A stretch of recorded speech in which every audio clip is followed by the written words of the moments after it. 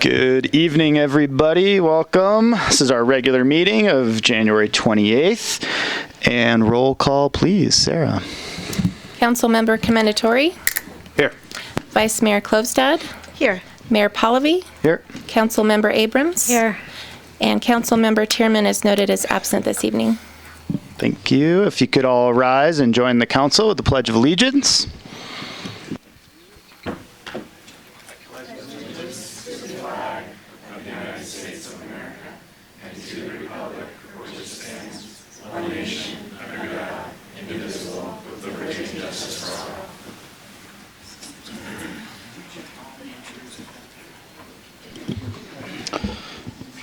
At this time, we are going to open ourselves for public comment. Anybody who wishes to address the council, make a public comment, you have 3 minutes. Come on up to the podium right here, and please state your name before your comments. And there's a timer right up here to my left, your right, that will show you your 3 minutes. Hi, I'm Nancy Costello. I am a 25-year local, and I am a downtown property owner as well as a business owner with my husband. Years ago, there used to be welcome to Truckee signs, and so I'm here to inform everybody that we need them. We need them in big time. I don't know if you guys have been to Tahoe City, but I was discussing with Anna that we do not have anything in comparison. So we have, at the time that I put all of this together, I sent her a bunch of photos. It was when HGTV had come and they were doing the Dream Home. And so if we were to do something with HGTV and join forces with them, and they would be involved, and it could be a town-wide decision, and people from the arts divisions could be coming together, service organizations like the Rotary Club. People have all extended, yes, we'd love it, but nobody is willing to anything. So I just wanted to throw out there that there were 3 locations. One on the west end of town was over by the Shell station that's still existing. There's pilings left over. In Midtown, it was at Bank of America. And on the east end of town, it was over by the mortuary. And so none of them exist any longer. And I think that we are in need. Thanks for your time. Thanks very much, Nancy, and you'll be happy to hear that I believe the TBID is talking about some of that stuff as well. So add one more piece to that puzzle. Any other public comment from the audience? If not, I'm going to pass it over to Councilmember Klövstad wanted to make a public comment. Well, actually, Nancy teed it up for me. She had provided some information to me ahead of time, and I actually, is something that I had brought forward to staff a while back when we were looking at Envision DPR. So I think there's definitely some opportunities there, especially with our new Arts Commission and some other avenues. It sounds like TBID as well. And I wanted to get the temperature of the rest of the council and see if this is something that we wanted to have staff look at. So we're going to hold that off for right now so that we don't have discussion. It's not an agendized item, so I think we're just going to accept your comment on that one. and we'll have an opportunity to bring that back in the future after some conversations with staff, if that's okay with you. Absolutely appropriate. Thank you. Any other public comments on any item not on the agenda? Great. Hearing none, we're going to close public comment and move on to item 5.1. It's our biggest new staff introduction since I've been a council member in history even. So we're going to go through 1, 2, 3, 4. We have 5 different department heads and other heads of different things, and we're going to go through some staff introductions. So kick it off with Chief Leftwich down there, please. Thank you, Mayor. I have two new officers to introduce to you tonight. Unfortunately, neither one are able to be at the council meeting, but we want to represent them just the same. The first is Mike O'Brien. Mike was a lateral officer from us from the Reno Tahoe Airport Police, but prior to that, he spent 25 years at the Alameda County Sheriff's Office. He held numerous positions with Sergeant and SWAT, and has just a vast array of experience and a wonderful attitude that he brings. He now lives in Reno with his wife, Ann, and his kids. And with over 25 years of experience, we're very happy to have him. The second officer just started a few weeks ago and attended our orientation. That's Luke McKinley. Luke has 3 years with the Oakland Police Department and has decided to get back to his roots. He's from northeastern Washington, where he spent a lot of time in the mountains and skiing, and is happy to be back up in this environment. So he's moved to the Reno area as well, and both of them are doing exceptionally well. It's wonderful to have the experience. Thank you, Chief. Yep. And just for all your new hires, you're going to have to give a 5-minute introduction of yourselves up here at the podium. So you can start planning that right now, and we'll go through each of you one by one when we're done. Jenna, Planning Manager. Go ahead. I'm actually going to go a little bit out of order because I'm going to introduce all 3 new employees to the Community Development Department. So I get to introduce not 1, but 3. We've got Chantal Bernberg is our new assistant planner. Chantal, can you wave to everybody? Chantal graduated from UC Santa Barbara, go Gauchos, with a degree in ecology and evolutionary biology, and began her planning career at the County of Santa Barbara working in long-range planning. After working in the private sector, her love of snowboarding and Lake Tahoe brought her to a position with the TRPA. After working several years at TRPA, Chantal and her family relocated to the Denver area. This past summer, she relocated back to Truckee, and Chantal was very excited to see an opening in the planning division for the town. When she's not at work, she spends time outdoors with her family snowboarding and hanging out at Donner Lake. Excuse me, Ali Ballesteros is our new development services technician. There's Ali. Ali grew up in the Bay Area, but regularly came to the Sierra Nevada as a self-described weekend warrior. This past summer, she made the jump to Truckee as a full-time resident. Ali went to Stanford University for both her undergrad and graduate schooling, studying international relations, Spanish, and Latin American studies. While at Stanford, she was a member of the women's rugby team, which finished second in the nation her junior year. And outside of the office, Ali spends as much time outdoors as possible, including going on hikes with her girlfriend and their dog, downhill skiing and water skiing, backpacking, and floating the Truckee River. And then last but not least, we have Caitlin Safford. Where are you, Caitlin? There she is. So this is a promotion for Caitlin. As you all know, she's been with the town for quite some time. She began working in the parking district for the town in 2012, and then shortly thereafter, she moved to the police department as a community service officer. Caitlin graduated from UNR and is currently finishing her master's degree in justice management. She grew up in Truckee and enjoys spending lots of time on the lake in the summers. And we're really excited to have all 3 of these ladies with us, because that means we are almost a complete division. And we'll be back in a couple weeks with the last remaining staff positions in planning. Great. Thank you, Jenna. Welcome to all of you. And I was just kidding. You don't have to come speak for 5 minutes, but you got nervous. That's good. Jeff Lux, you're up next. Thank you, Mr. Mayor. I have the great privilege and honor of announcing Shauna Doherty, AKA the Rainbow Unicorn, as we all know, as our new housing program manager. This is a a staff position that we've been anticipating for quite a while. It's the first time we've had a housing program manager. We've had the housing programs with Yumi Don and many others working on it, but it's absolutely fabulous to have Shauna starting in. She began on January 13th. She says she is humbled and inspired to work with town staff and council to celebrate the efforts to date and to find new ways to facilitate and partner to create more homes for those who work and live in Truckee. As many of you know, because Shauna's been in the community many years, she's a trained facilitator, project manager, and communication and strategic planner. She worked with Mountain Housing Council, still does, through the town for nearly 3 years, and also did some housing planning for Bozeman, Montana. So housing has become a recent passion, and Shauna has learned a great deal, I believe, about housing. Shauna brings her relationships and skills to the town and will help to move council housing priorities forward. And finally, as a former outward bound instructor, she also brings her love of adventure and risk to the job with an unyielding commitment to teamwork. So we've got a lot of housing programs that we're either doing already and going expanding or kickstarting, and you'll be hearing about those in a couple of weeks.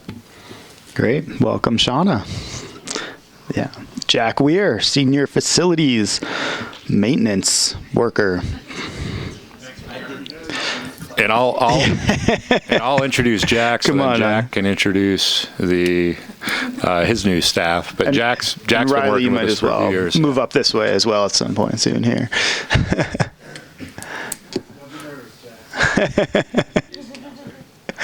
The mayor got it. Oh, I cut you off there, Dan. Sorry. No. You're the mayor. Yeah. Am I on? I don't know. That little red Okay. light. First, I would like to introduce Tom Lawrenson. Tom is our newest landscaper. Tom imported from England and has been living in Truckee for about 8 years now. He's married to his wife, Claire, who is a local watercolor artist. And Tom and two of his friends in Sierraville started making hard cider, which will be sold in town this this spring. So we're all looking forward to that. We stole Tom from Woodward, where he was working doing camps and special programs. He was supervising there, and we got him as our landscaper, which is a huge blessing for us. He's very independent worker, very motivated, great attitude all the time. So we're just really glad to have Tom on board. And the second one is Josh Balzer. And Josh applied for jobs with the town 3 times. And he actually applied for Tom's job, but we went with Tom, and then, which actually worked out for us better because Josh got a better job. Can I say that? It's true. But Josh has worked in construction, and he worked concrete for a lot of years before that. Josh is awesome with his hands. He's great on equipment, driving it and fixing it. And Josh always has a great attitude, and he brought us little homemade energy bites today, which he made, so I thought that was good. Josh you also forgot the council, though. Come on. I know. Tomorrow, I'll get you guys some. Josh also has a little farm on his house, and he has pigs and goats and chickens, and they're all his friends, and he doesn't eat any of them. So that's a good thing, too. But we're also just very thankful to have Josh and Tom. They're awesome and excellent employees and great attitudes. So, yeah, awesome. Thanks. Thank you, Jack, and welcome to Tom and Josh also. Thank you. Jack, we're going to see more of you up here, giving those staff presentations. We like that. It was good. And now I'll introduce Riley Morrison. Dan, did you want to introduce Riley? You're good? Okay. Riley, take it away. Yeah, I'm happy to introduce a new employee in our Public Works road crew, Brad Kohler, back in the properly dressed for our high visibility work.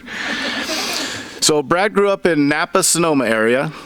He's lived in the Tahoe area for just about 40 years. He met his wife of 20 years while working in Yosemite. Brad considers himself a gearhead, as he's always been around cars, trucks, motorcycles, boats, and tractors.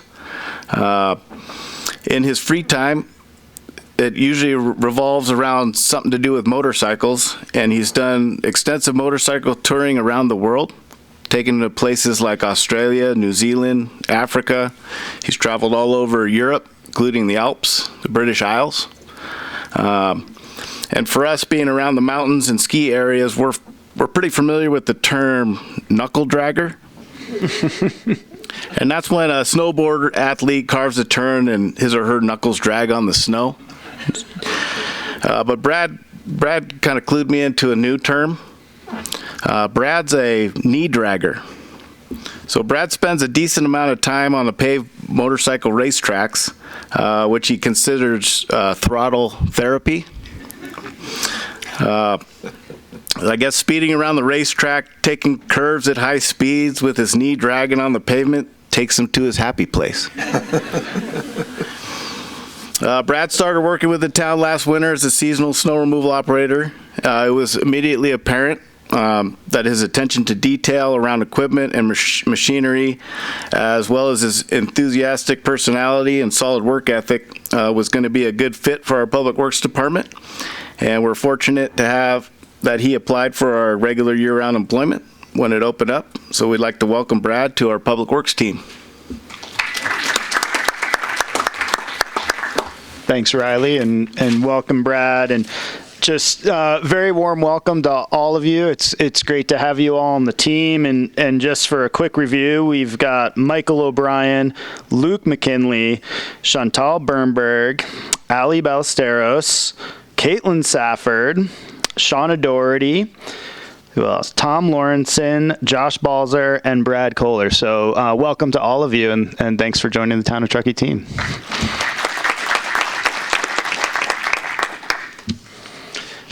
Anybody, any comments from the public? You're all welcome to make a comment if you'd like. Any other comments? I'll make one last comment. Jenna was very nice at describing that as a promotion. We'd like to view it as a theft. Yeah. Just to be totally clear on that. Yeah. Interdepartmental theft is okay around here. We'll allow that. Any council comments on any of that? Great.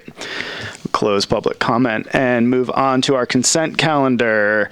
Item 6.1, minutes of January 14th, regular and closed session. 6.2, request from the Mountain Area Preservation Foundation to support the Tahoe Truckee Airport District funding for a shade structure at the Pocket Park downtown. 6.3, notice of completion for Q&D for Envision DPR Western Segment, Phase 1, Project C1407, and the Federal Transit Administration Section 5311 Transit Funding Operations.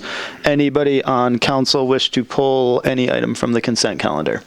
I'd like to pull 6.4, please. 6.4. Staff, any consent items you'd like to pull? And public, any consent items that would like pulled? Great. So let's proceed with item 6.1, 6.2, and 6.3. Do I have a motion? I move to approve consent items 6.1, 2, and 3. I'll second it. And all in favor? Aye. Aye. Any opposed? Great. That 6.1, 6.2, and 6.3 pass. And we will bring 6.4 back to Vice Mayor Klofstad. I apologize. I addressed you incorrectly during public comment, but Vice Mayor Klofstad, please go on 6.4. I'll get over it. I pulled this only to highlight it. I just really want to compliment staff for their pursuit in transit funding, and that this will likely result in about $100,000 worth of money to go towards our TART system. Is that correct, Kelly? Yes. And this is just great work in furthering this program and improving both social justice and greenhouse gas emissions for the town of Truckee and our community. So I just want to thank you very much for this. Thank you very much. I appreciate that. So no changes? No changes, and with that, I'll Great. make a motion to approve 6.4. Do I have to open this to public comment? I do. Sorry. I thought so. I'm getting better at this gig. I'm going to open 6.4 to public comment. Anybody wishing to make public comments, come on up. Seeing none, closing public comment. Any council comments and or a motion? Move to approve 6.4. Second. And all in favor? Aye. Aye. Any opposed? No. 6.4 passes. Thank you.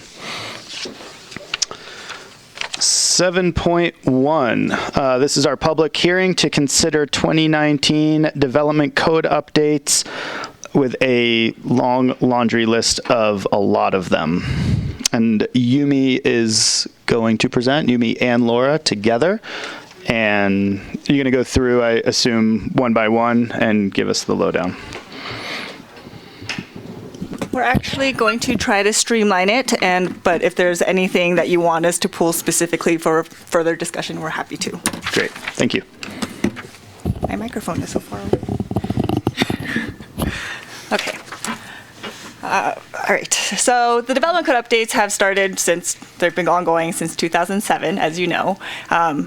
We initiated it originally to implement the general plan, but as we saw, we completed all the big picture items that were part of our general plan. Since then, we found that there is a good reason to keep an ongoing update to make sure we're staying current with our community's needs and the new technology that may be occurring in the community. So now we're trying to do it annually to streamline it for everybody, make it a little more efficient. So tonight, that is why you have a large laundry list of items to look at.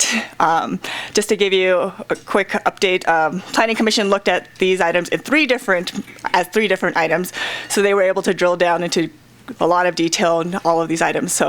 But because we wanted to package it and make it a more streamlined effort for council, that's why it's all a large laundry list. So Laura and I will be discussing both items. I'll just be taking the first two slides, and Laura has the bulk of the presentation, so lucky me.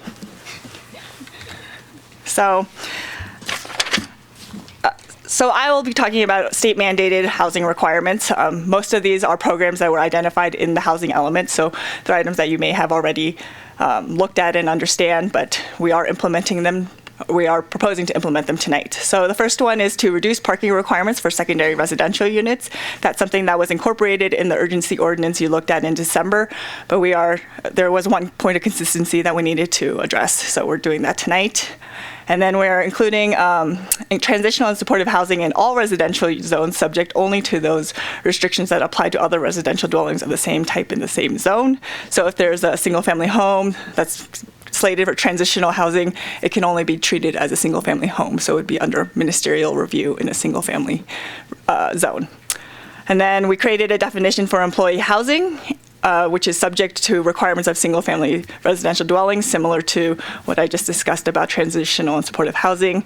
We created a definition for farm worker housing. While we don't have that much agriculture, we do have some agricultural type uses, so we do allow. With this change, we would allow farm worker housing under the same requirements for agriculture uses in agriculture zones. And then we are proposing to allow single-family manufactured homes in single-family residential parcels. We already allow that in many zones, but we just wanted to encompass all residential zones as part of the state requirement. And then a couple cleanup items related to manufactured homes that are not related to a state requirement. We are proposing to ensure that manufactured homes are compliant with our building code, and then to allow for manufactured homes in multifamily residential housing. We do allow that, we just wanted to clarify that in our code. And then one item that's not related specifically to creating housing or zoning for housing, the state created or passed AB 626 to allow experienced cooks in California to legally participate in the local prepared food economy. So we're allowing micro-enterprise home kitchens as a home occupation. And home occupations are just one person working in their home, and they're able to cook food and sell it from their home. So it would be a home occupation, which is a non-discretionary permit. So it would be at the staff level. All right, so this next item is also a state mandated update. It's related to density bonuses. The state passed some recent legislation that included some new bonuses for 100% affordable housing projects, included parking reductions for different types of projects, and added some new uses for student housing and partnered commercial projects. And we're also proposing to incorporate some language from the housing element that relates to developer noticing and parking reductions. Those were previously adopted by the state but hadn't been incorporated into the development code yet. We had a change at the Planning Commission hearing that they supported, which was to also amend this section that you see up on the screen to clarify that the cumulative density bonus is 35% unless otherwise provided, because there are some exceptions to that under the new legislation. Next update is solid waste and recyclables. This is something that we're proposing to ensure that the development code's consistent with the local requirements and also the state requirements. So that includes the dimensional size requirements, some new common storage area requirements for multifamily and commercial screening, trash compactors and bear boxes, which we didn't have in there before, and then some flexibility if a project has site constraints and has difficulty meeting the site size requirements. One possible modification that you could consider tonight, which was something that Mayor Pallavi raised as a question, was whether projects on different properties can share a storage area for their different uses. And while that's something that we've looked at with some projects, we don't have anything in the code that specifically allows that. So that could be something that we could modify if you're interested in adding that language. So this is just some suggested language about shared offsite storage areas and having a deed restriction that would ensure that that is available in the future to the properties that it's designed to serve.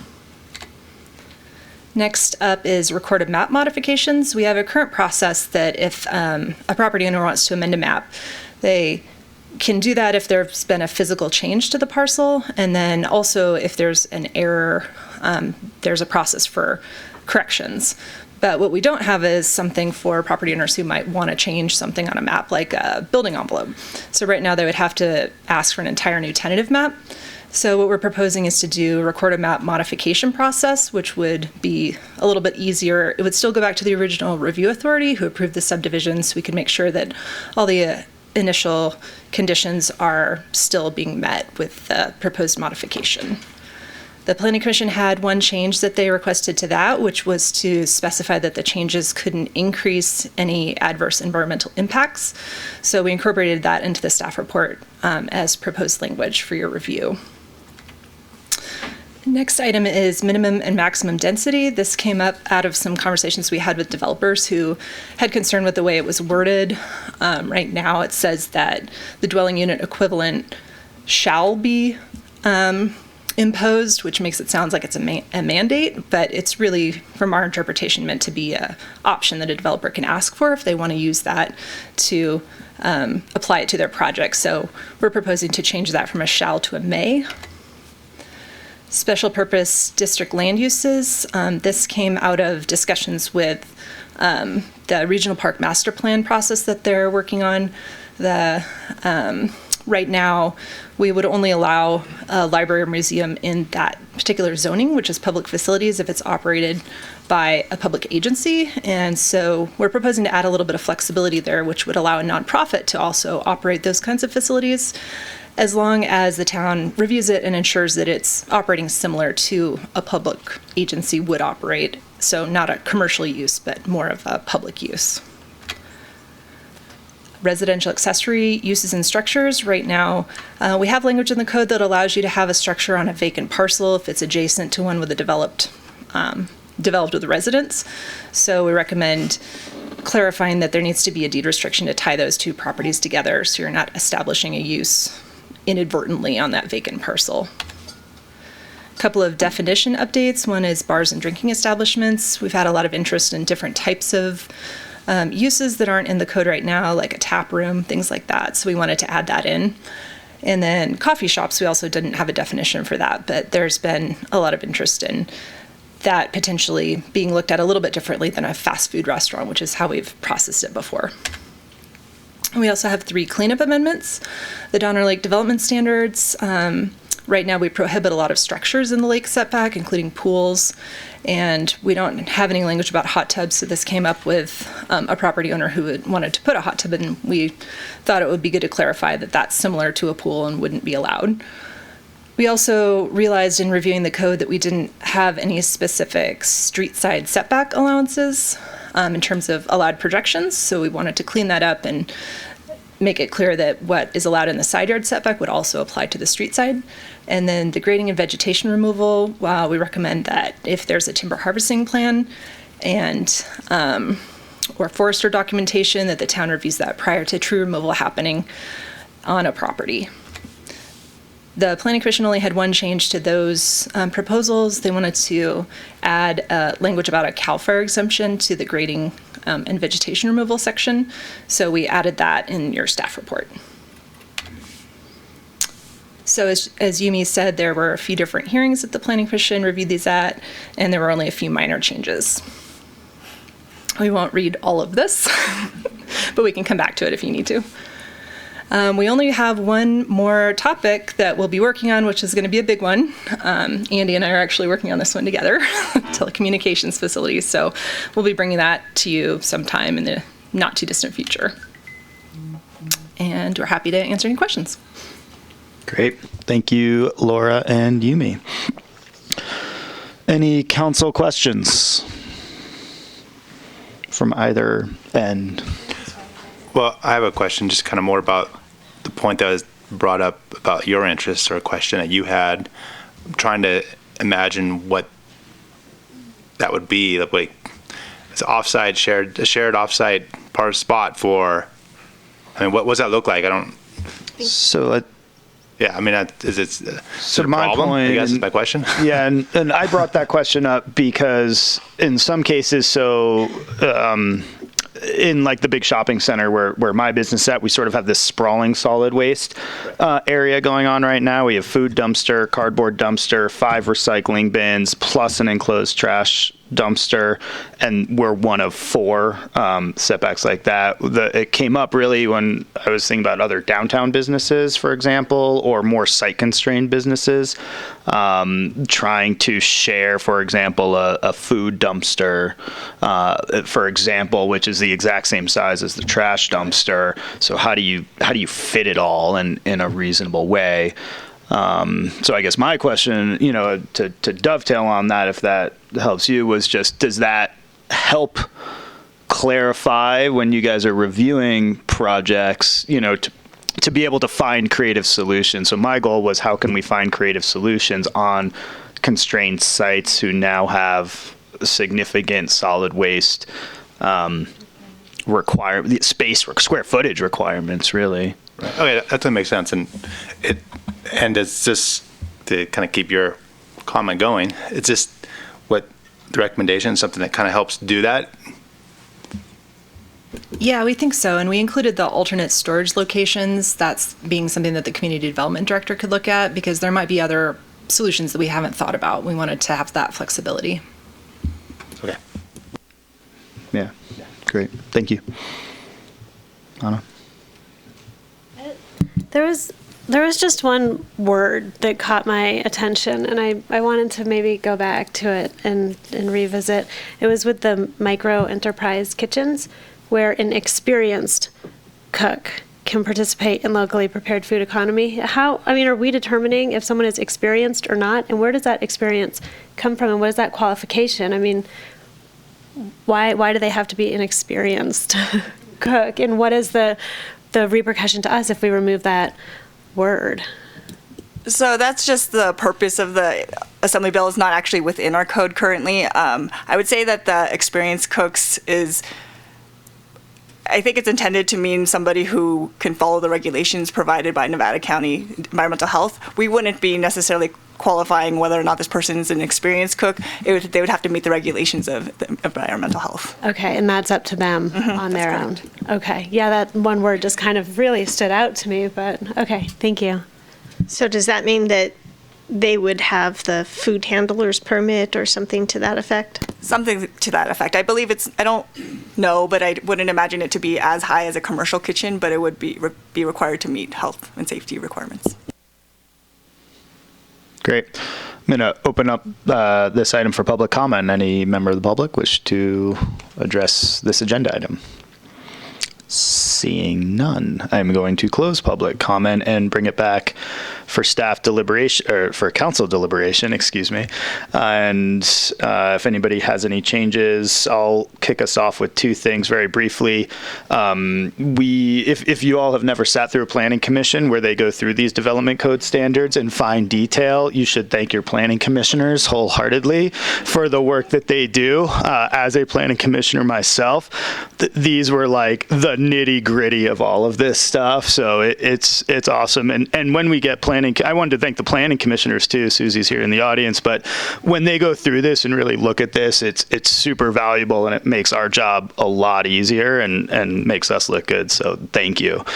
I would like to have added the language that was proposed for the solid waste, and that would be my only change to the recommended action in front of us, and open it up to the rest of council if anybody else has any comments, and if not, a motion. And that language just offers the flexibility of businesses to, on their own, determine if they're wanting to collaborate as far as the storage. Yeah, I'm completely fine with that. I also appreciate all of the work and detail that has gone into the updates that have to be done. So no, I'm completely comfortable with it.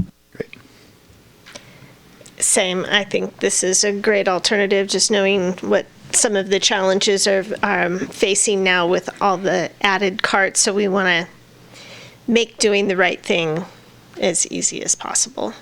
And yeah, reading some of the comments that both staff came up with and the planning commissioners, because I really liked how you did the color coding. That was awesome. Amazing work. I'm very proud of this document and these updates, and you guys did a wonderful job. So thank you. I concur with the idea of adding that wording. It's a good idea. As far as reading through the staff report, this was my first opportunity to read through it, and it's a lot of detail, and I'm being understating that. I appreciate everything you guys did, and I appreciate what you used to do, because it's a tough one, and it made it really easy for me to follow. I appreciate that. I could see the changes, what made sense, and it does. Thank you. How about a motion? I move that we approve, what is the recommendation? Staff item 7.2, really but 7.1. 7.1. The Town Council conduct a public hearing, introduce ordinance 2020-1, and waive the first reading, amending the following sections of the Municipal Code, Title 18 Development Code, and we're not going to have to read all of that, right? Okay. In addition to the terminated exempt from CEQA. But in addition to the language added by staff under the solid waste section. Correct.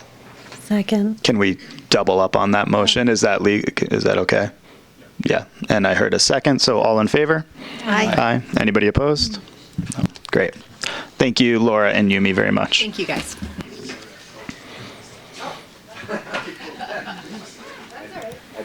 Mayor, can you repeat who seconded that motion, please? Councilmember Abrams.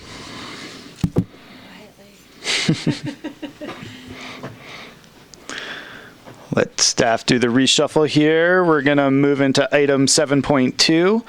This is a staff report titled Approval to Release Request for Proposal for Solar Installation at Courtyard. And Dan Wilkins is going to make the presentation, and Jeff is either going to start off or color commentary at the end. And whenever you guys are ready, take it away. And thank you. Nick Martin will be helping out too. And Nick Martin will be here as well. I may do a little of both, but I'll be brief in both cases. Just to recognize that it is not unusual in the rapidly changing and evolving area of energy and solar and climate change mitigation that things move pretty quickly. And long-term public investments and CIP projects don't necessarily move very quickly. So this is an example of kind of an evolving project. Very often our large CIP projects will go on for a number of years with a lot of iterations and changes. This one's pretty quick. So we're kind of morphing a little bit in terms of both our recommendation and our thoughts kind of on the fly, and Dan will explain all that to you.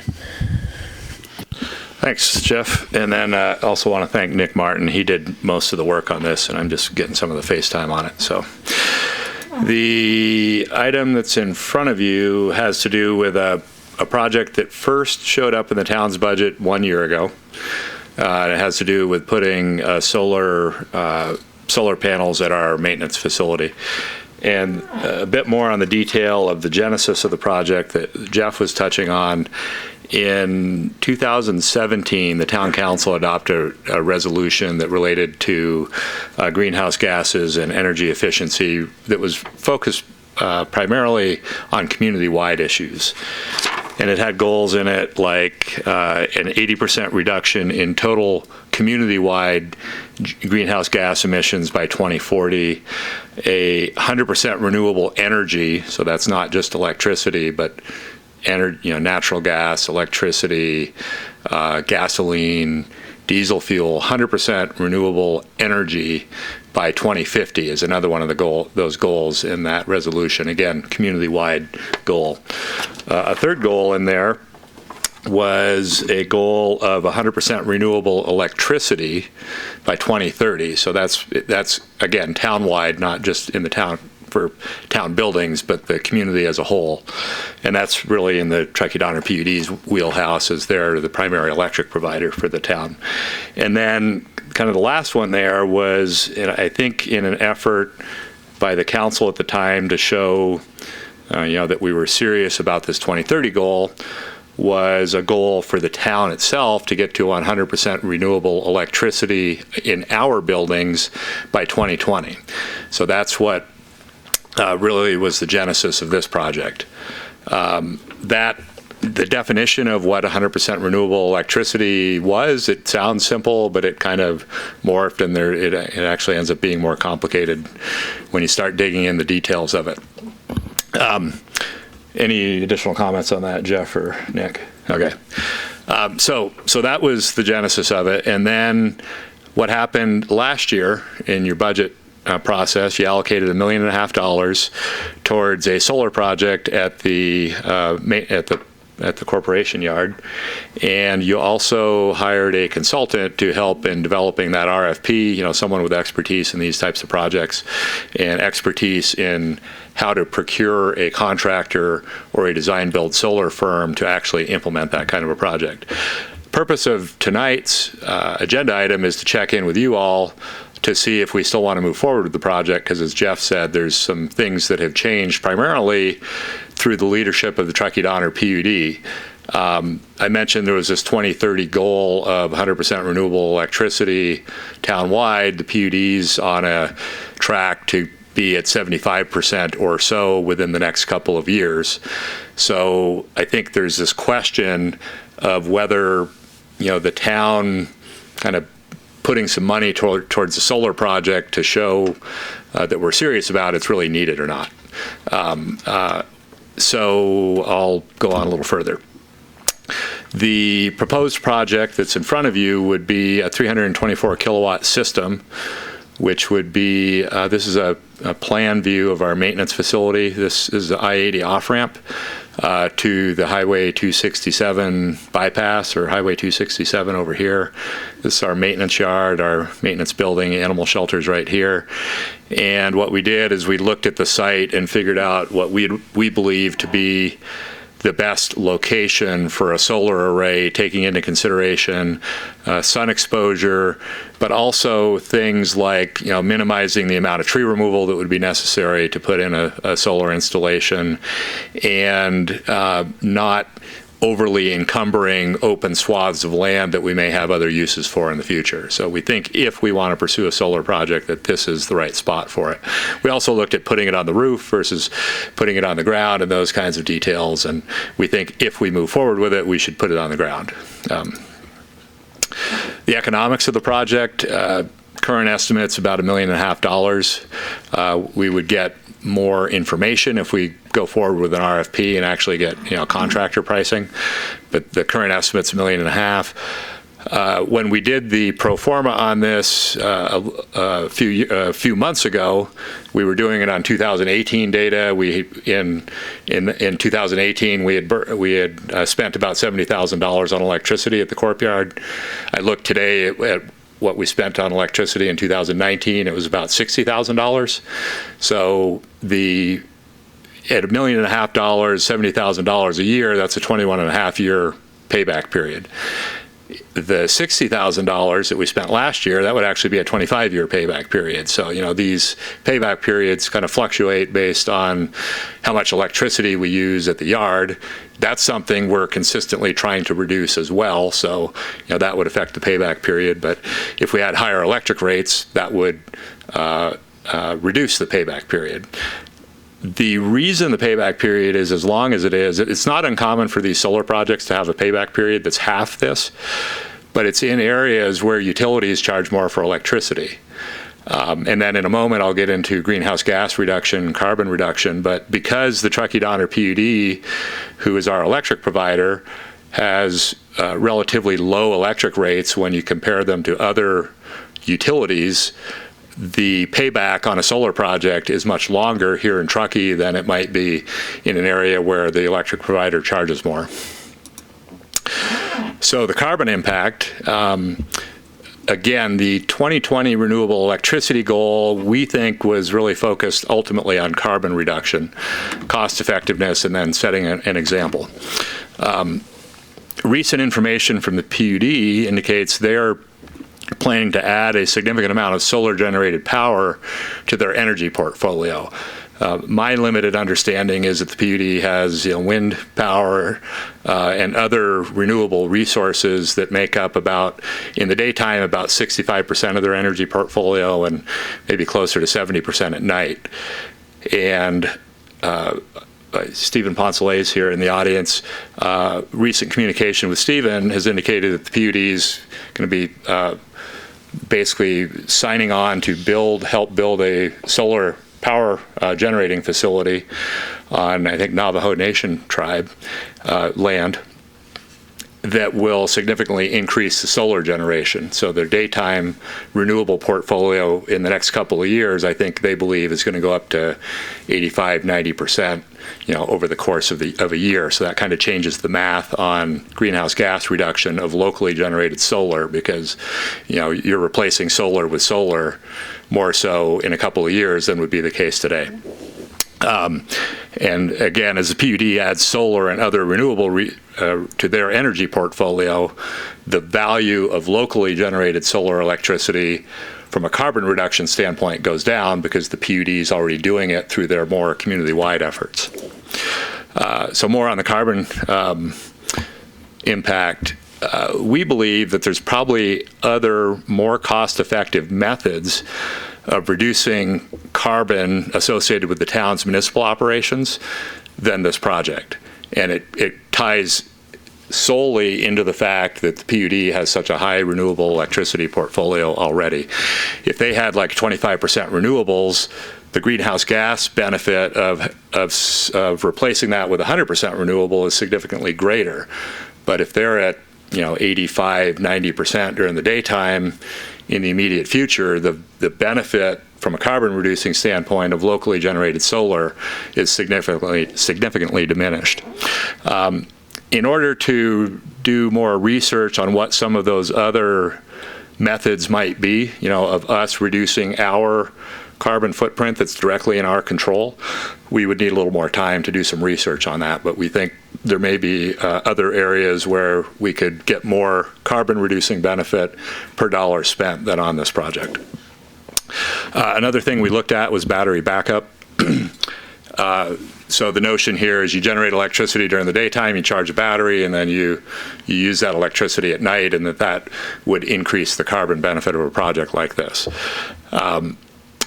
We had the consultant look at that, and one of the things the consultant pointed out is on properties where there's no backup power generation, a battery backup project has more benefit, because if the electricity goes out and you don't have backup power, your facility's down.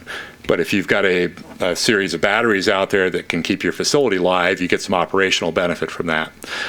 In our example, that doesn't happen because we already have a generator at the facility that powers up the whole facility. So if the power goes out in the community as a whole, we still have power at our facility through the generator. So that backup power resiliency isn't a significant factor for our decision making. And then the second one is, again, if you generate solar power during the day, you store it in a battery, then you burn it at night. When the energy portfolio has less renewables in it, then you more significantly reduce your greenhouse gas or your carbon emissions. In this case, given that the PUD's nighttime portfolio is almost 70% renewable, again, the degree of that benefit is significantly diminished from what it might be in other areas. So our recommendation is a bit different than what's in the staff report. So the staff report basically says that we're recommending that you authorize us to move the project forward. So that's kind of option A, and option A1 is alternately, given the fact that kind of facts have changed, information has changed, and the kind of the foundation that this project was built from has changed in the last year or so. You could direct us to pause further activity on this project pending evaluation of other municipal carbon reduction strategies. And if we were going to do that, we might also consider replacing the renewable electricity by 2020 goal with a comparable carbon reduction goal. So instead of just focusing on electricity, if our real goal here is carbon reduction, we could say, okay, maybe our leadership in terms of renewable electricity isn't needed because the Truckee Donner PUD is already providing that leadership on a community-wide scale, and maybe our leadership is better demonstrated through other carbon reducing activities. So I'll conclude the staff report, or my part of the staff report, with that. I'll just add one comment to the recommendation. In addition to the, kind of maybe hitting the pause button on the solar project, to take a hard look at some other short-term carbon emissions reduction options and bring those back to you, not years from now, but months from now. We also want to make clear, though, that the $1.5 million that Council earmarked for carbon reduction strategies should stay that way. That we're not talking about frittering away on some other capital project, but that we're very serious about hanging on to all those dollars and seeing what options we can bring back to you that have a lot more carbon benefit as opposed to necessarily an electricity benefit. Great. Nick? No? You're good? Cool. Thanks, Dan, and thank you, Jeff. And I think just to sort of reiterate for council and for the public, basically, after we had a retreat, we had an offsite retreat with council and department heads last week where we talked quite a bit about this and a lot of other goals and reflecting a little bit more on sort of the best bang for the taxpayer's buck and some of the other goals that we've put in place. I think a lot of us sort of revisited this particular goal, and especially as it is in the CIP project, especially with a lot of moving information. So I'd like to thank staff for helping us sort through it all. The question and answer that came from council to staff was really important for some deliberation just amongst ourselves before the meeting. And just as we frame this up, we're gonna take council questions, we're gonna have public comment and bring it back to council for deliberation. But just I don't want to lose track of the exact agenda item before, so I want to make sure that we provide clear direction on that as we move forward. And to reiterate what I'm hearing from both Jeff and Dan, and something that I think we also want to deliberate on and maybe ask some more questions on to flesh out, is potentially replace our current 2020 renewable energy strategy with a equivalent GHG reduction strategy, greenhouse gas emission reduction strategy, and also retain the 1.5 million that's currently allocated in the CIP to actually execute on said GHG strategy. So, and then hopefully we continue to build on that capital improvement project as we go through our next budget process and for many years to come, because this is kind of year one of, as Jeff said, a very long-term project that's going to have a lot more information behind it once the climate action plan's done, and a lot of the other processes and programs that are going on through the general plan and so many other processes. So just wanted to sort of tee that up for us. We can certainly take action on the agenda item as well tonight, so I don't want to exclude that, but also wanted to open up both some of the comments potentially from the public and from council so that we have a chance to really think about all of that and how we're going to spend that $1.5 million. So with that, let's bring it to council for some specific questions on what's before us. We will have a chance to ask questions again and deliberate, but anything you would like clarified now, you are welcome to speak up. And we'll start at that end with Tony. I don't think anything else right now. I think I'm pretty good.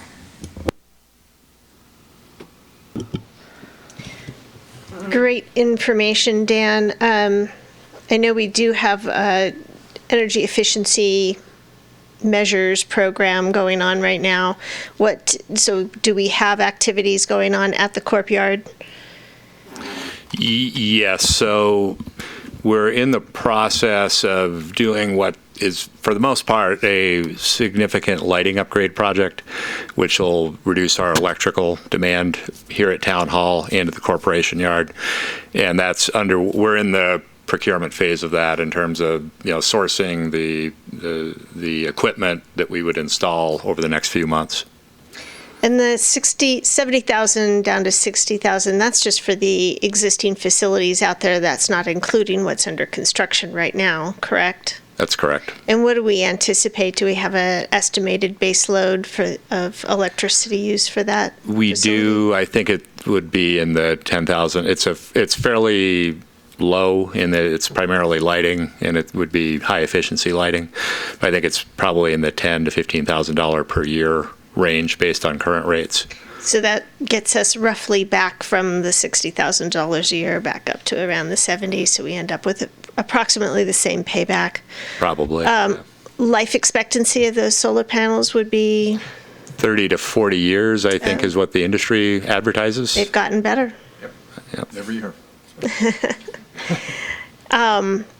And the battery backup system, when we initially talked about that, I didn't realize we had a generator out there. And is that a diesel generator? It is. Yeah. So there's some carbon emissions from that. However, it's intermittent use, so very hard to predict whether or not this system would be successful in offsetting significant carbon from that. Right. Our experience is that the PUD's electric supply to that facility has been very reliable. I think it was 3 years ago, there was significant community-wide power outages, sometimes for multiple days. And that particular facility, I don't think we were ever down for more than a day, even during that high community-wide impact period. So it's fairly infrequent that we need to use our generator up there. Good. Thank you. And we will get public comment from the PUD, correct? Thank you. Jessica. I had a chance to speak with Jeff before the meeting. I don't have any additional questions. Thank you. Great. With that, I'd like to open it up for public comment. Please come on up to the podium, state your name.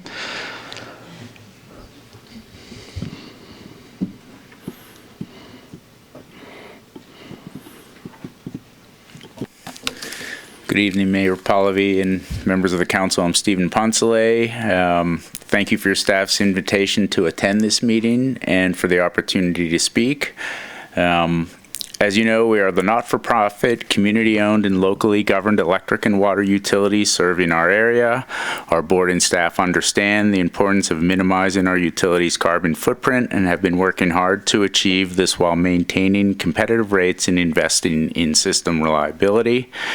As mentioned, PUD is 66% renewable today, and with our investments in the Navajo Tribal Utility Authority's Red Mesa Solar Plant, TDPUD will be approximately 75% starting in 2022.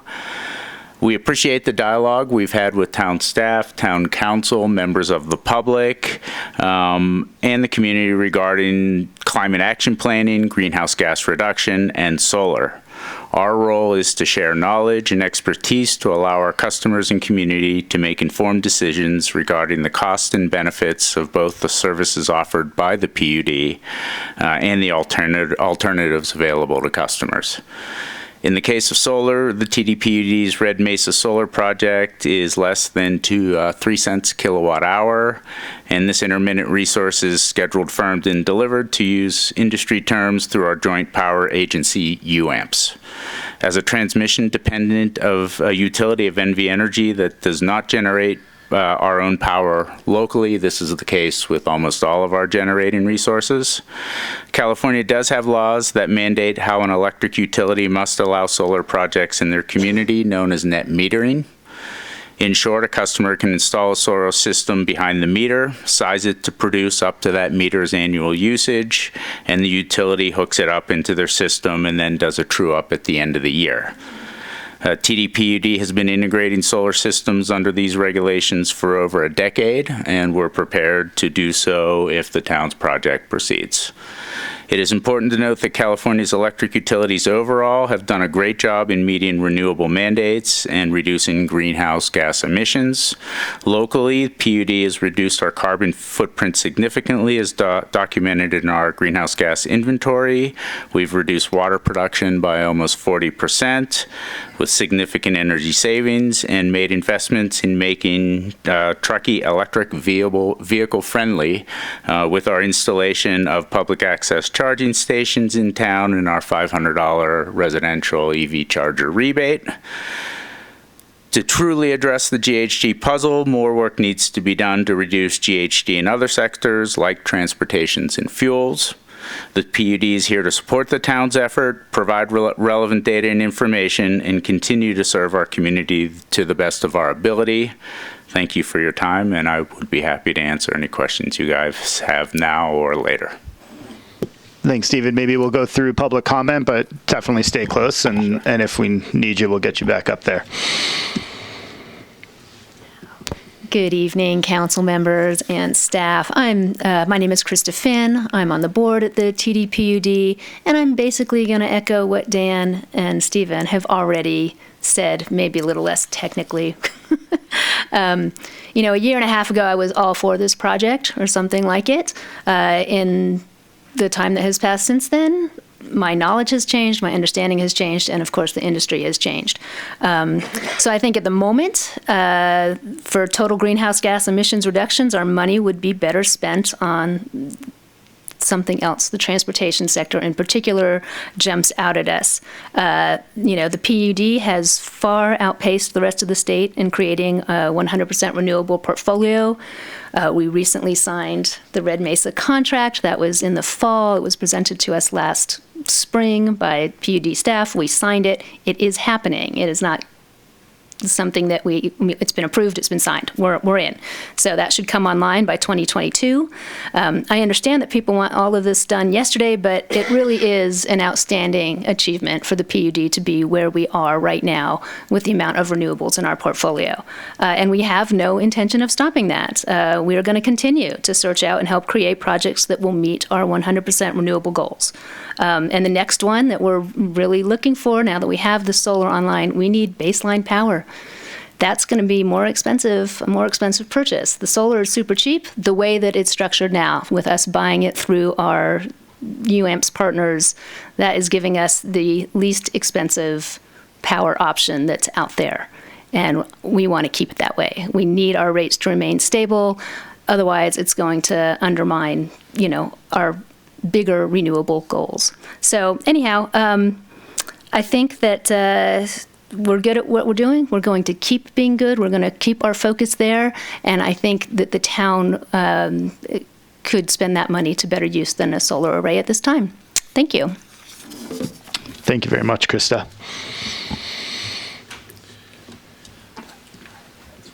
Good evening, Steve Frisch, town resident of the town of Truckee. And I wanted to just comment in support of pausing activity and looking at other options for a variety of reasons. First, I think the original intent of the 100% renewable strategy was to demonstrate leadership, which I think a lot of leadership has been demonstrated already, and a lot of gains have been made thanks to the PUD and the town. Second, I think looking at the cost per ton of greenhouse gas emission reduction on this project, which let's say it penciled in 20 years, would be $3,126 a ton for reductions, is a huge amount of money compared to comparable reductions from other types of projects that could be looked at, particularly transportation, energy efficiency, and looking at whether or not we could meet those goals cheaper. To give you an example, the Legislative Analyst's Office did a 2017 survey of the cost per ton of greenhouse gas emission reductions in California, and mountain meadow restoration was $113 a ton. Urban and community forestry was $191 per ton. Affordable housing energy efficiency was $390 per ton. And the highest cost per ton was transportation projects at $462 a ton. So that indicates to me that if we looked at ways to reduce greenhouse gas emissions through government operations in other ways, we could probably find more efficient ways to use this money, and it would be wise at this point to at least look at that before releasing this RFP. Thanks for your leadership. Really appreciate it. Thank you, Steve. Hi, it's Susie Tarnay. I just have some questions. I'm not 100% sure which direction this should go. I think there's great intentions on all sides. So my questions were, if we pause the solar project, is it totally dead then, or that is an actual pause? It could be brought back if it was still determined to actually be beneficial. Couple questions about that solar project.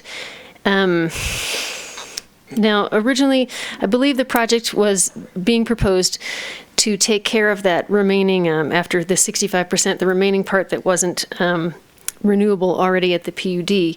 But was some of it also to sort of pay back some of the greenhouse gas emissions from the natural gas that we're spending there? So I just wasn't sure if we're addressing that natural gas heating element that was a sticky wicket earlier. So then skipping on to other things, my third question is, if we do switch this to municipal fleet, does that up our electric usage and then sort of put us in the open market for things that aren't renewable? Does that change the PUD's ratio of renewable to non-renewable if we're consuming that much more electricity? So that was just my questions, but thank you very much. Thank you, Susie.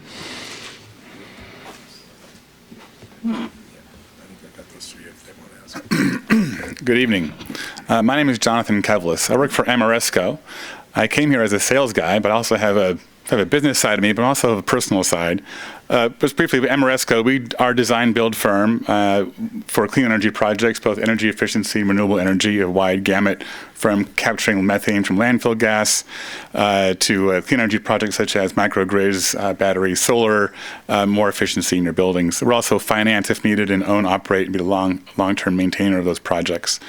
So as I said, I came here kind of saying, okay, you got to support this item and move forward, and I want to help you build your solar. That's kind of the personal side of me, the business side of me. The personal side, as a former city employee myself, I'm really excited to see cities and towns like Truckee move forward and actually take leadership on establishing, carbon reduction goals or renewable energy goals that often now these days are morphing into carbon reduction goals. In the absence of federal leadership, that cities really are where it's happening, which is great. So huge applause for what you're doing here. I understand that the conflict that you're feeling as to what exactly to do.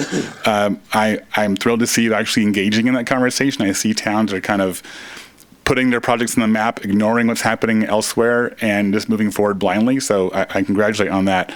So I came here ready to support the item and move forward the solar project, but I can't be intellectually honest and say support it. I can say I agree with staff and it's where you all are headed. So darn it. But better. I go home feeling it with some integrity tonight.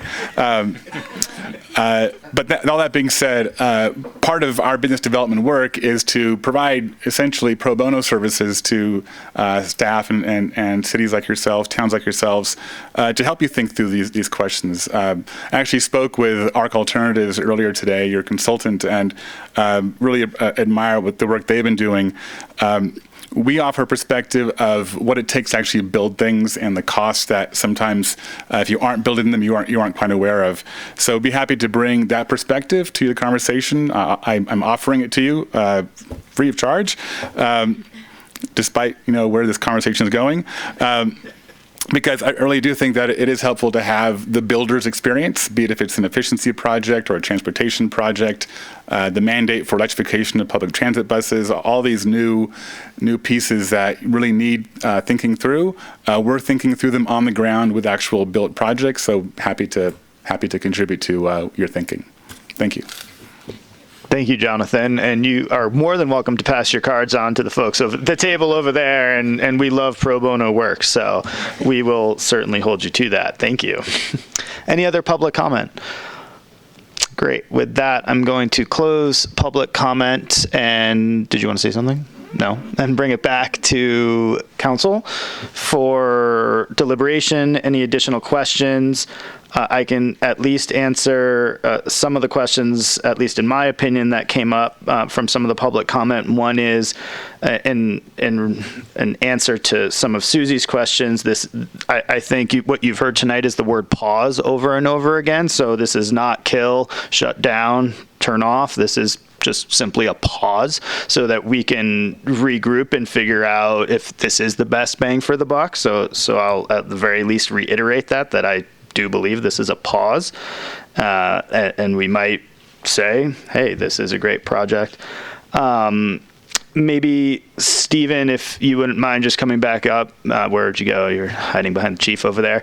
If you wouldn't mind just in less than 2 minutes answering Susie's question about how the power transfer. My assumption is you're going to service the power needs regardless, and you're taking all of that into account. But I think her question specifically was, is this going to change the PUD ratio of renewable to non-renewable as it relates to the power usage at the new Courtyard site? Sure. So I appreciate Commissioner Tarnay's question. The mandates and the goals we have are for our overall load, whatever it may be as we go forward. So for the last 10 years, we've had very flat load growth, despite fairly significant growth and development in town because of our 1% to 2% energy efficiency savings we were cranking out every year. And that kept our load flat. We are serving electric vehicles, and we have a large number of DC fast chargers in town now, and so we're seeing load growth there. And we're looking at electrification as an overall strategy, modeling or at least mirroring the state's climate policy, which is entirely based on electrification. So the state's climate policy is you electrify, then you get to 100%, you drive everything to electricity, and you're 100%. A report from the Legislative Analyst's Office came out last month that looked at the rising rates in California, driven largely by micro rooftop solar, which is very expensive compared to the industrial. And they played that out, and the conclusion of the report was that if we have a policy to electrify, but we make it so expensive, then it'll work counter to the state's policies, because you won't fuel switch from vehicles or heating or cooling if it's not economical and the numbers aren't there. It's a long way of saying if we grow, then we're going to have to maintain that percentage over the growth. So I do not believe our board's direction is, all new growth gets covered with fossil fuels. That hasn't been our past, but that is a calculus that we're going to have to address going forward. Great. Thank you. And I have one more question for you, and then maybe if anybody else has any other questions for Stephen while he's up here, we'll get them out. But my one question was, when you were talking about the net, what was the term you used? The net metering. Net metering. So can you just explain that a little bit more as I was reading up on that? If the town goes to full solar during the day, what does that then do to the rest of the grid, or does that cause a distribution challenge? Do you then have to make up that demand that we were taking somewhere else, or how does that work, and is that even relevant to this conversation? Well, it is. There's two issues. One is if you create the resource, we don't have to procure it. So that's the other side of that. If we have growth, we got to buy it. If people generate, we don't. With the Title 24 rooftop requirement that all new construction have solar, and that's a state regulation, that's going to offset some of our growth as we go forward at the residential level, for sure. The other issue with net metering is that essentially your project goes, you pay for it, you've made that investment. We continue to provide you power 16 hours a day at least, but you're not paying for that service. So on a utility, our cost structure are typically 50% fixed and 50% variable based on demand, procurement of resources, but our rates aren't set up that way. Our rates are about 5% fixed and 95% variable. So the simple math is if a $70,000 account goes solar, we're going to have $35,000 of fixed costs that we no longer recoup. We still have the cost. We're not for profit cost based, so we will then go seek that from the other ratepayers who are left to pay. And that's the cost shift of solar that we're sensitive to. Great. Thank you. Anybody else have any questions for Stephen while we have him up here? Seeing none. Thank you, sir. I do have one. Oh, sorry. Don't come back. When you and I were looking at the study, the time of use study, and it was actually very detailed in terms of summer season versus winter season, day versus night. Can you give us a little synopsis of what you see now versus what you see once Red Mesa comes online? Sure. Again, we're 66% renewable overall, and we'll move to 75% in 2022. So those are the two comparisons that I will make. Today, our percentage is roughly 70% renewable during the day, maybe 55, so 70-75 in the day, 50-55 at night. When you model Red Mesa into that portfolio going forward, what you find is we become more like 90% renewable during the day, 75%, 80% at night. So one clarification I'll make is there are diminishing returns, but as long as you're generating and offsetting that percent that remains, then that's a GHG benefit. What our graphs are showing, though, is starting in 2022, there will be periods during the day where we're over 100% renewable already. And it looks like that would be 10-15% of the time. But as we add renewable or other resources and they happen to generate during the day, that percentage of the day that we will be 100% renewable will grow. 20, 30, 40, 50. That's the diminishing return that I believe Dan was referring to. So today, if you did it and you put it in before we had the other resources, you'd probably have 85% of the day where it would generate a GHG benefit. But for that 10 or 15%, you're paying money to offset 100% with 100%, so you're actually getting a negative GHG when you do that.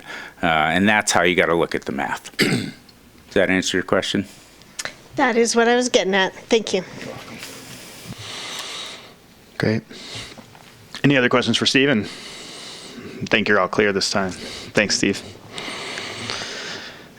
Okay, so bringing it back to either of the recommendations in front of us, I'm very interested to hear what everybody thinks. I'll at least start us off on this one and say I'm very much looking to the second recommendation, based on all of the great public comment that we've got tonight, and really looking at where our best bang for the buck is under the things that we can control. To me, it would seem to be a prudent move to pause and really flesh this out just a little bit more and see if we can be more effective with the limited resources that we have, that we've already allocated to this. So I'm just going to put that out there and maybe look to my right, Tony or Anna. There's no order here. If somebody's ready to speak up, please do. Well, I'm fully in camp of hitting pause and making sure this is the minimum, hitting pause and making sure this is the right way to use public money effectively and get the result we want. I think that's pretty simple, period. I'll leave it right there for now. I might come back. Well, I just want to say what a nice problem this is to have. I mean, it really is. I also want to give Truckee Donner PUD the kudos that they deserve for the work that they've done over the last couple of years to get to where we are today, and to what we have to look forward to with the Red Mesa project. I have traveled a lot to different conferences, and when I tell people what our portfolio is in Truckee, they are dumbfounded. So I just hope the rest of the community can appreciate the fact that this potential course correction is because of a great success, which is the Truckee Donner PUD. I also want to thank staff for the time that they took to bring this to us, to check in and say, because I could tell from the staff report, you could see where this was going, and you're concerned that there was maybe another opportunity here. So I really want to thank you for that. I'm also a little bit heartbroken because, Jonathan, I want solar. I'm a solar advocate. I want to see it in our community. But more than that, I want to see greenhouse gas emission reductions. And as long as we can, as a council, commit to, first and foremost, that this $1.5 million is dedicated to greenhouse gas emission reductions of some sort, and hopefully trying to leverage that to the best of our abilities. And then two, that we get this recommendation back expeditiously. And I think we've got a little bit of the horses before the cart.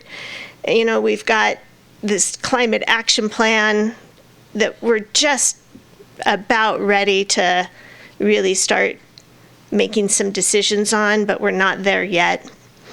So I just want to make sure that everybody has realistic expectations about what the next steps are, because we can't just jump right in the next 2 weeks and have a staff report with a good action list of options for greenhouse gas emission reductions. We want to do this right. So we need to give staff some time to really look into this, but I'm not willing to wait 3 to 6 months. We want to move forward with this. We want to still be able to say that we've achieved a goal in 2020. So I guess then the next part of that is, considering having staff bring something back to us to adjust that target or that goal. Yeah, I completely agree. And I remember being so excited in 2017 where, oh yeah, we're going to, be 100% renewable in 2020.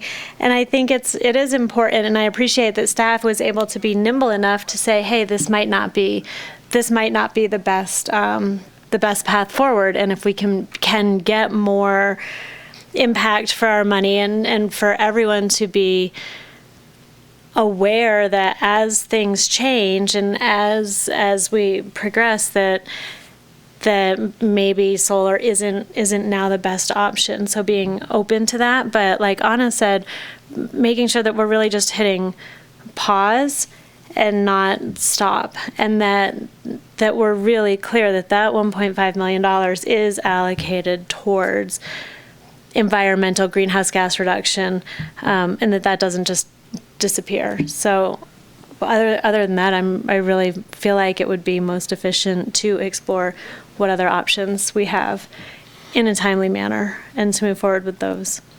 So I'm hearing pretty clear direction from the dais here, and the only other thing I think staff needs is a timeline, which, as you know all, I'm well in favor of setting timelines for some of this stuff to come back to us. Is 60 days fair to you guys in terms of, we don't know what exactly we're asking for. I think what we're asking for is a revisitation of both the goal with maybe a couple of shorter term strategies outlined before us. Does that sound about right to you? And it doesn't necessarily have to be an action item, but we want to see this back on an agenda within 60-day time frame with something to work with. See a lot of cringing. I know we like cringing from the staff table. So there's from a staff perspective, I can see two components to it, because there's one is we've got our municipal operations that we're pretty well versed in terms of where our greenhouse gas emissions are.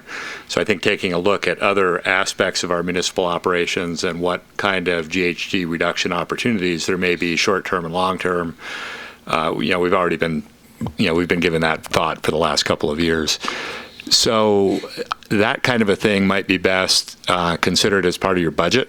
Mm-hmm. So if we're looking at taking some of this money and spending it in a new location, I think we could provide you some options as part of the budget discussion on what some of those new locations might be. As it relates to taking the renewable electricity goal by 2020, 100% renewable electricity by 2020, and converting that into some other goal by 2020, I'm going to kick that over to Jeff and or Nick, because they would probably be the ones more involved with that effort than I would. Well, I'll take a stab at it, but we haven't given a great deal of thought to. But I think having another goal for 2020 might be challenging in 2020. And I think that it was a fairly ambitious goal in the first place. But we thought we had an easy route to it. So it might be more prudent to think about a interim greenhouse gas reduction goal a few years out, and I'm hedging. I'm not putting a number on it because it could be 2025, and it depends a little bit, I think, on the first part of that question that Dan was talking about, which is what are the municipal low-hanging fruit, if you will, the things that we can get done quickly. Because, some things take a while. You have to, like a fleet's not going to turn over in 1 year, if that's the issue. If the issue is going for biodiesel and being able to just, kind of flip on a dime of fuel, that might happen relatively quickly. We don't know the answer to that question. So what I would think would work for us is if you say come back with a alternative or replacement target goal that has to do with, carbon reduction in the short term. And let us kind of come up, because what we'll need to analyze there is, what's a realistic year and what's a realistic reduction. Because both of those are, quantitative and going to require some analysis. And in addition to build on Dan, so first budget meeting is first week in April, right? So can we plan on this being a good, not the whole meeting or anything like that, but this be one of the high level agenda items that we have an opportunity to discuss at the high level budget meeting, so we can really be looking at spending and where that's going. And then, I'm comfortable with Jeff, so we kind of hit both pieces there, budget and actual goals. Is the rest of council, I think we can do that. Fairly comfortable with those two next steps from here? Yeah, I'm seeing nodding heads, so, okay. Great. We're going to hold you to that, and you've got the direction you need, I think, right? We don't need to take any action at this point, correct? We're good. We're good. Great. Thank you very much. Thanks for everybody's hard work on this, and thanks very much to the public for coming out and providing your opinion. That really, really helps us make better decisions. So thank you very much. Thanks, guys. With that, we are going to move on to item 7.3, the Fire Protection Facilities Mitigation Fee Annual Inflationary Increase. And Nick Martin is taking that one as well. Chief Celine is up at the podium too. Hello, Chief. Good evening. Good evening. Are you kicking us off, or is Nick? Nick. We're gonna let Nick. Okay. I thought Chief was doing the whole thing. That's what I would. I would just kick it off to him. It's all good. Apologies for the recycled presentation. However, it's a fairly routine item. So this is the annual inflationary increase for the fire facilities mitigation fee. This is on obviously a different timeline than the rest of the impact fees that your council approved about a month and a half ago. And as a reminder, the purpose of the fire fees are to fund the one-time replacement cost for improving or expanding the facilities, the fire facilities for new development only. And the town has this authority through the Mitigation Fee Act to act on behalf of the district. And the main point of what the background report provided with this staff report is establishing the nexus between the cost or the amount that's charged in the fee and what the cost of the actual facilities and the proportion of those facilities that is attributable to that new development. Really quick timeline. These fees go through their own public process through the Fire District Board of Directors, and they reviewed and approved this item in November. So at that time, they held their own public hearing and, as an action, requested the town to adopt the fees on their behalf. And now we are tonight holding the second public hearing. The increase this year was 1.3%, so it's a marked decrease. It's an increase, but it's markedly smaller than in previous years. It's roughly been 3 to 4% over the past 3 years. So what you see in that table are the proposed new fees, and these will go into effect 60 days after the action tonight, so on Monday, March 30th, I believe that is. And that applies to the same 5 different building permit types. So the recommendation is for you to adopt Resolution 2020-2, approving the annual inflationary increase to the facilities mitigation fee. Thanks, Nick. Chief? Good evening, Honorable Mayor and council members. Thank you for considering this important topic tonight. I don't have anything to add. Nick does a fantastic job on the staff report, and I think he captured the essence of it, but I'm available to answer any questions that you may have. Well, that was really quick. Thank you. Any council questions?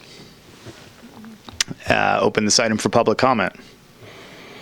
I will close public comment. Any council deliberation? We did receive one notice of public comment from the Contractors Association Board, and they were supportive of the adoption. So, and if no comment, then feel free to make a motion.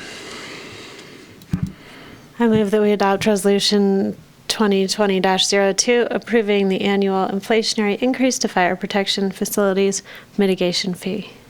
I'll second it. And all in favor? Aye. Aye. Any opposed? Your motion passes. Thank you. Thank you very much for your support. Thank you. Good luck. We hope you get it all done. Item 7.4, notice of real property availability for portion of 10257 West River Street. Hillary sitting in for Jenna. Or Hillary was doing this the whole time. I'm not sure. She was. She was. We just have a typo on our agenda. It's all good. Hillary, take it away. Good evening, Mayor and Council. We're here tonight to talk about a town-owned parcel on West River Street. This parcel is commonly known as alternately the Old County Courtyard property or the town's West River site. It's located on West River Street. Let's see. Just directly across from the bulk fueling station and Dependable Tow, right along the riverfront. Just by way of background, the town acquired this site from Nevada County 16 years ago with the intention of doing cleanup and riverfront reuse to really help embrace our downtown riverfront. Since that time, significant cleanup efforts have been undertaken. In 2011, the town completed significant public engagement process and a redevelopment feasibility study and determined that this site should be used for a combination of a riverfront park and river-oriented commercial development to help activate the site and as a catalyst for redevelopment along our downtown riverfront. In 2017, we completed a competitive process to identify 2 potential commercial partners to work with the town for the commercial components of sort of river-oriented, commercial, park-oriented sort of features of that area. And since that time, we've been collaboratively working with those 2 partners for over 2 years to begin the design process and help us move this project forward. No specific deal terms have been negotiated yet with either of those partners, but the general concept we've been working towards is either a long-term ground lease or possible sale of 2 portions of that property for the commercial component, with the town developing and continuing to own and maintain the park portions of that property. The 2 sections of the property that we've considered for possible commercial partner use are shown here. We have the larger section on the eastern end of the parcel is 0.25 acres, and then a 0.12 acre section on the western edge of the parcel. Those 2 combined account for approximately 1/4 of the parcel, with the remaining 3/4 envisioned as a combination of streetscape improvements and then a riverfront park area. Now, up until January 1st, the town could have continued negotiations with the identified partners, and council could have decided if we wanted to lease or sell the property to one or both of those partners. However, on January 1st, the state law changed about disposition of public property, and now what is required before the town considers disposition, meaning sale or long-term lease of property, is that we go through a process of notice of availability.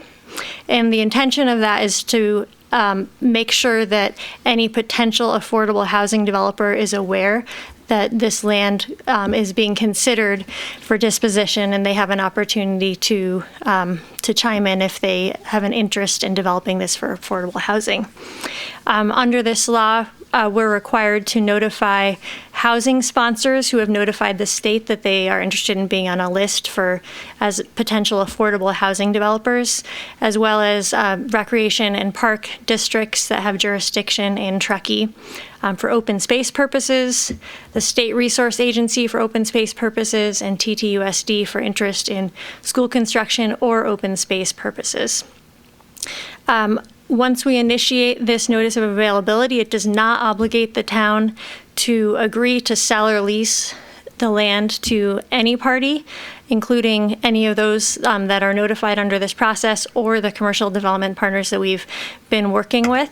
However, this is a required step for the town to take if we would like to pursue possible deal terms or negotiate with the two partners we've been working with or with any other party. So with that in mind, staff's recommendation tonight is to direct staff to make the two portions of the town-owned property on West River Street available for lease or sale via notice of availability. Great. Thanks, Hillary. Yeah, great. Any council clarifying questions? I have one, just to be sure I understand really clearly. So if we do the notice of availability and a affordable housing developer shows interest, we don't have to sell or lease the land to the affordable housing developer. We could sell or lease land to anyone, but we just have to offer it to them first. In this case, I just want to be sure I really get that. That's correct. We don't have to sell it. We do have to engage in good faith negotiations. If any of the people to whom we've sent the notice of availability pop up and say they're interested in buying it, we do have to negotiate with them in good faith. But if we don't reach agreement, then we can eventually walk away and sell it to whoever we like. Okay, we just need to give them the first opportunity of notification that it's available. And then do we also have to open that up then to the public as well at that point after the three entities have been designated? No, the way it works is we make it available to them, notice availability. We negotiate for 90 days. And then the law says that if we can't reach agreement within 90 days, then we can just dispose of it without any further reference to the surplus property laws. So we could just sell it to whomever, which, by the way, is how the surplus property laws always did work. Even before this year, there was never a requirement to do some kind of public process, really. You used to be able to just identify a buyer that made sense for the city, in this case the town, and sell it that way. And now we can eventually get to that point if we can't reach agreement after 90 days. Great. Thanks, Andy. All good. I'm going to open this item for public comment. Anybody wishing to make public comment? No? Closing public comment and bringing it back for council deliberation and a motion. Anyone? Yeah, I think that if this is based on these new laws, this is the only way forward to do anything with this land, to be able to utilize it. It kind of gives us, it's a no-brainer, as we would say. So I think that that's our most logical, best next step. Is that an official motion? Well, I don't, if anyone else has anything to say, or I'll make a motion. I don't. I think that's an official motion. Okay. And I'll second it because it was so good. Thank you. And so Jessica made the motion, Tony seconded, and all in favor? Aye. Any opposed? No. Great. 7.4 proceeds. And moving on to 7.5, staff report, amend the town salary matrix. Kim. Thank you, Mr. Mayor. I do not have any slides to go with this. This is a rather minor couple of changes to our salary matrix, but CalPERS is very persnickety and requires that anybody who gets paid within the town has that specific classification with the correct title on our salary matrix. So we made two small adjustments. We have a part-time senior planner, and we have a housing coordinator that we advertise as a senior planner. So we need to make sure we have that that title there. And so what we're hoping is that you all will approve the resolution 2020-5, approving the change to our salary matrix for the fiscal year 1920. Thank you. Any questions? Public comment is now open. Public comment is now closed. And motion. Or discussion, sorry. No, I think this is appropriate, and we're all very excited to have these positions filled, so this makes perfect sense.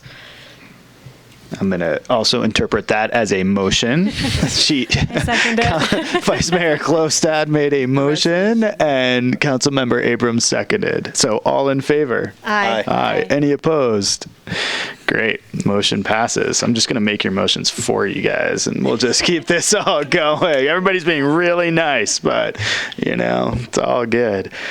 With that, let's move on to council reports, and I'm just going to quickly make one comment here on council reports. We all attended the retreat.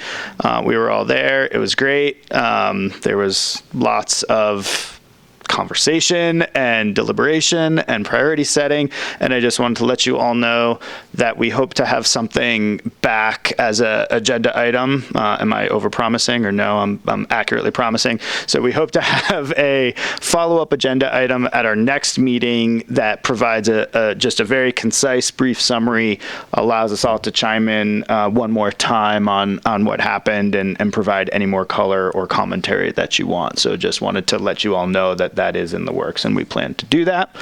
With that, I will hand it over to my left, Councilmember Abrams, to provide any reports you would like. I attended the Women's March downtown on Saturday, the 18th. I brought my children. We chanted, we marched, we held up traffic just a little bit, and it was a really good experience for me, and I think for them as well. So, awesome. Thank you. Councilmember Commendatore. I don't have actually anything to report. It was such a busy week last week. With that, I can't believe it's been 2 weeks. So, Vice Mayor Klofstad. Well, I attended a chamber mixer. There was mixtures there at Kitchen Collab, and it was excellent. So it was my first time in that space. I was really impressed. It's a great space. I love the concept of collaboration and working together, and it just was beautifully done there. I also attended another LAFCO meeting where we approved county sanitation district annexation for the Lake of the Pines, a development there. I know you guys are really excited about that. So I will spare you more details. And then I attended a planning meeting for the Truckee Springs, with Truckee Donner Land Trust for the Truckee Springs fundraising effort, and there'll be more to come on that in future council meetings. Great, thank you. And I didn't go to a TBID meeting. I can very confidently say that. So that was my first 2-week period without any TBID business, or chamber business. So with that, I don't have anything to report, just the retreat for me as well. It's been a busy couple weeks, just being the mayor at this point. So learning the ins and outs of that. So with that, we are adjourned. Thank you very much. To our next regular meeting on February 11th, right here at 6 p.m. Thank you.